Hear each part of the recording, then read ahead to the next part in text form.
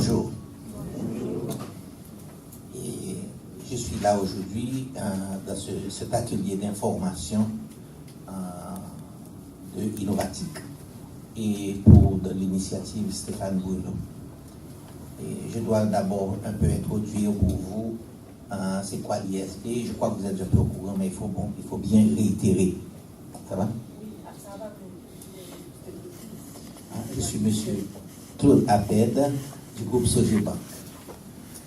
Et la fondation Sogebank ainsi que la TIC, inspirée par le succès d'un jeune haïtien que certains d'entre vous ont connu, que nous avons certainement connu, qui s'appelle Stéphane Bruno. Un exemple de succès tant du point de vue étudiant, qui a toujours travaillé à sa formation et dans le domaine des TIC a compris que l'Internet et ses efforts pouvaient lui permettre de grandir, ce que je suis sûr beaucoup d'entre vous le savent déjà. Et en tant que professionnel, Stéphane a milité, comme l'a dit le président de l'ATIC, il a milité dans différents segments des technologies d'information et très tôt. Et Stéphane, comme vous, a fait beaucoup de recherches, je suis sûr, vous le faites régulièrement, en utilisant l'accès à l'Internet disponible aujourd'hui en Haïti. Et à travers ça, il s'est dirigé au fur et à mesure vers les secteurs les plus porteurs du marché. Et l'un des secteurs très porteurs était ce qui aujourd'hui s'appelle les fintech. C'est le mariage entre la technologie de l'information et de la communication et le secteur financier.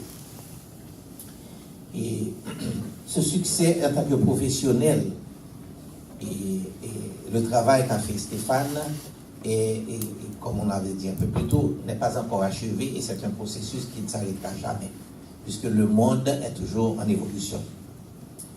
Et aussi le succès en tant qu'humain, parce qu'on peut être technicien, on peut être étudiant, il ne faut jamais perdre le contact de l'aspect humain. Stéphane s'est toujours montré, avec ses connaissances toujours sensibles aux besoins et que le secteur et que les professionnels, les jeunes pourraient apporter pour les citoyens, et que ce soit pour les services, que ce soit lors de problèmes qui sont rencontrés. Par exemple, à la période du tremblement de terre, il a été très proactif et a apporté des solutions qui ont aidé plus d'un. Donc le côté humain de Stéphane a toujours été remarquable. Et en prenant tous ces exemples de succès de ce jeune haïtien comme vous, la raison même de l'initiative Stéphane Bruno reste de souligner ce succès et d'encourager et d'accompagner les jeunes comme Stéphane à grandir et à contribuer à notre société en Haïti.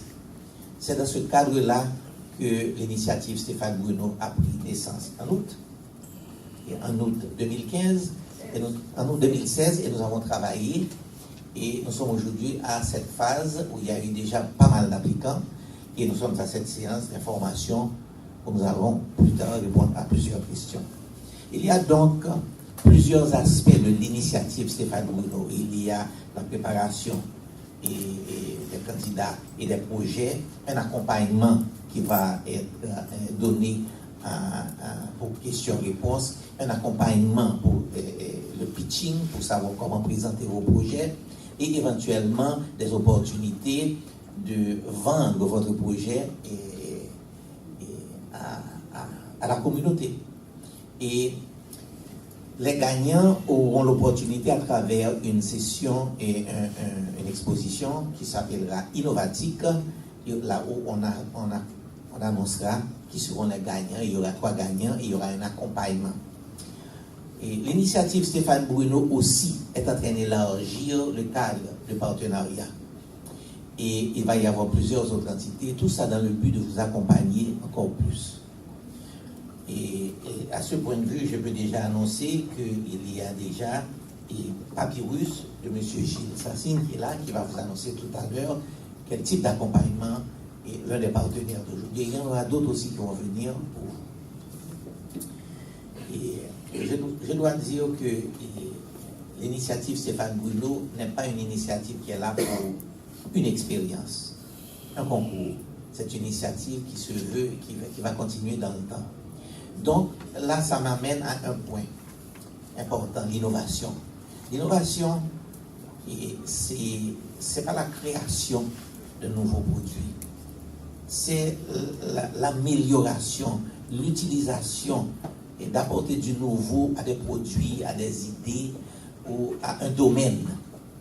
Et vous êtes du domaine de la technologie des TIC, vous vous êtes engagé déjà, et vous êtes jeune, et il ne faut pas craindre de venir et de faire la compétition. Et s'il y a 3 gagnants, je suis sûr, plusieurs d'entre vous, j'ai regardé le profil du groupe, et plusieurs d'entre vous ont déjà produit dans le domaine des TIC. Et l'innovation veut dire qu'il faut essayer cette culture de l'erreur. Il faut encourager. Si vous n'avez pas gagné cette fois-ci, l'initiative Stéphane Bruno sera là encore. Vous vous préparez encore, vous apprenez, et peut-être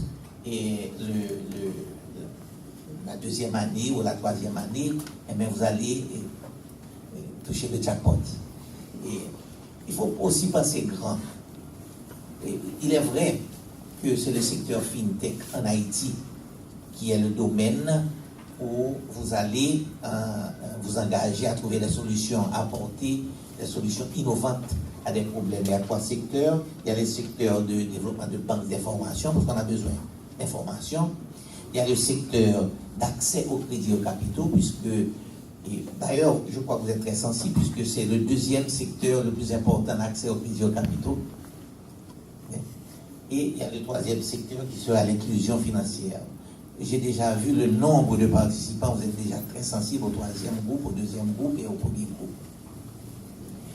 Donc, je crois que c'est important que vous travaillez, et si vous n'arrivez pas, comme je dis, à gagner le 2e, le 1er ou le 3e prix, eh bien, il faut tirer les leçons de ça et retourner à la charge, parce qu'il y a beaucoup d'opportunités, non seulement pour des solutions adaptées, locales, parce que vous connaissez les problèmes, vous les vivez, les problèmes en Haïti, mais aussi avec ces solutions, vous devez penser large.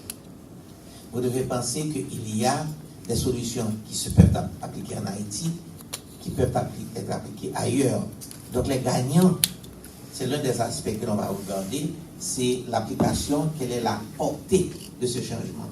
Vous pouvez penser grand, parce qu'une solution haïtienne peut avoir des impacts même à l'international. Donc à ce point de vue-là, je pense qu'il y aura pas mal de questions-réponses venant de vous, puisque j'ai déjà senti beaucoup d'interactions quand je vous ai vu rentrer. Entre vous, nous sommes prêts pour répondre aux questions. Et je vais passer le téléphone à M. Gilles Sassine de Papyrus, qui introduise Papyrus et son accompagnement pour vous.